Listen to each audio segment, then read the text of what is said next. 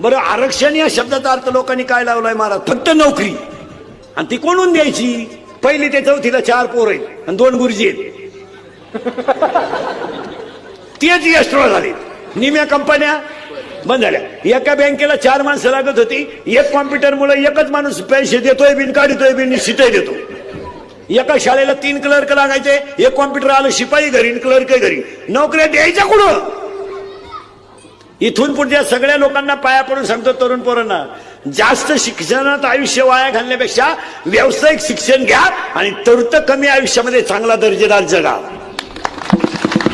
43 वर्ष तुम्ही शिकतच राहिले, 50 आटत राहिले मरायला. तू बंगला बांधणार कवा? बायको करणार कवा? आणि नातवाचा मुका घेणार कवा तू? अरे तू मरशील ना.